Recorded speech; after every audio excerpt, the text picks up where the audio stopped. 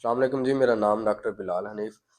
अच्छा जी, आज मैं बात करूंगा फिजियोथेरेपी या फिजिकल थेरेपी के ऊपर। बहुत सारे पेशेंट्स हमारे पास जब आते हैं बड़ी वर्स कंडीशन में आते हैं, तो जब हम उनसे पूछते हैं जी आपको पहले नहीं था पता कि आपने फिजियो करवानी है, तो मैक्सिमम का यही जवाब होता है जी हमें तो पता ही नहीं, हमें किसी ने बताया ही नहीं है।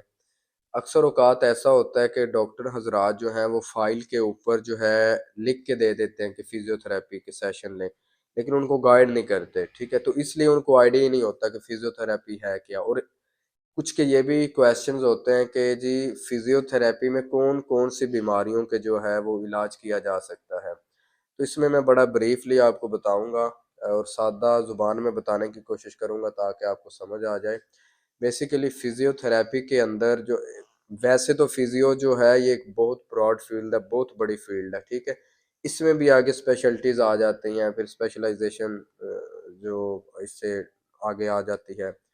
इसमें किस किस चीज़ का जो है आप इलाज करवा सकते हैं। इसमें आपको अगर कमर का दर्द है, ठीक है, उसका आप इलाज करवा सकते हैं। मोरों का मसला है, मोरों के दरमियान जो डिस्क होती है उसका अगर आपको इशू है, उसका आप इलाज करवा सकते हैं। शटीका का अगर आपको पेन है, जिसको हम लंगड़ी का दर्द या अरकुन निसा भी बोलते हैं, उसका इलाज करवा सकते हैं। फिर इसके साथ साथ आप जो है घुटनों का ऑस्टियोआर्थराइटिस हो जाता है, घुटनों में दर्द होती है, घुटनों में से आवाज़ें आती हैं, सीढ़ियाँ चढ़ना उतरना ये आपके लिए मुश्किल हो जाता है, नमाज पढ़ना मुश्किल हो जाता है। तो उसके सिलसिले में आप जो है इसे फिजियोथेरेपी के थ्रू अपना ट्रीटमेंट करवा सकते हैं। फिर क्या होता है, सीपी चाइल्ड जो पैदाइशी माजूर बच्चे हैं जो चल फिर बैठ नहीं सकते, या वो बच्चे जो डिले माइलस्टोन यानी कि जो उनका जो है, जैसे एक बच्चा है वो बैठना स्टार्ट करता है 6 से 8 माह की एज में, बाकी वो सारा नॉर्मल है, लेकिन वो बच्चा आपका 10 महीने का हो गया, वो बैठ नहीं पा रहा, तो उसके सिलसिले में आप जो है अपना फिजियोथेरेपी के थ्रू उसका इलाज करवा सकते हैं। फिर स्ट्रोक या फालज कह लें, फालज का इलाज या थ्रू फिजियोथेरेपी किया जाता है। मुख्तलिफ मॉडलिटीज़ एक्सरसाइजेज के थ्रू पेशेंट को जो है पूरा एक प्लान होता है, ठीक है, उसके थ्रू आपने पेशेंट को लेके चलना होता है। इसके साथ साथ जो है ऑपरेट के बाद के जो मसाइल हैं, अल्लाह ना करे अगर आप कोई रोड ट्रैफिक एक्सीडेंट होता है, किसी भी वजह से आपके कोई फ्रैक्चर हो जाता है, उसके बाद जब आपके जॉइंट जो है वो जाम हो जाते हैं, एक जगह पे रुक जाते हैं, उनकी बहाली के अमल को जो है वो फिजियोथेरेपी के थ्रू ठीक किया जाता है। इसके साथ साथ अगर किसी का हराम मग्ज की इंजरी हो जाए या हराम मग्ज दब जाए या किसी भी वजह से उसका जो है बॉडी का कोई हिस्सा पैरालाइज हो जाए, ठीक है, उसके लिए आपको फिजियोथेरेपी करवानी चाहिए। इसमें फिर चेस्ट फिजियोथेरेपी भी आ जाती है। चेस्ट फिजियोथेरेपी में ये होता है कि जो खासकर जो बच्चे या फिर जो बूढ़े हजरात हैं जिनकी छाती के अंदर बलगम ऐसे जम जाती है, ठीक है, उसमें चेस्ट फिजियो की जाती है, वो बड़ा इंपॉर्टेंट रोल प्ले करती है। ठीक है, उसे जो आपकी स्पूटम है, बलगम है, उसको मोबिलाइज करके उसको बाहर निकाला जाता है।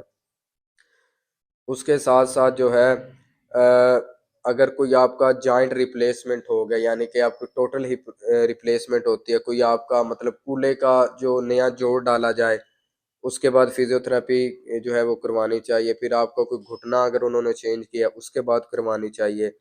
पाँव में अगर मोच आ जाए उसके लिए करवानी चाहिए। पट्ठों में दर्दें हैं, कमज़ोरी है, असाबी कमज़ोरी है, चलते हुए सांस फूलता है, सीढ़ियाँ चढ़ते हुए सांस फूलता है, फिर इसमें और भी बड़ी मेडिकल कंडीशन आ जाती है। ठीक है, वो आपका जो है डॉक्टर उसको असेस करके आपको फिर आगे बताएगा या कोई सिस्टेमिक डिजीज़ की वजह से है या किस पट्ठों की वजह से है।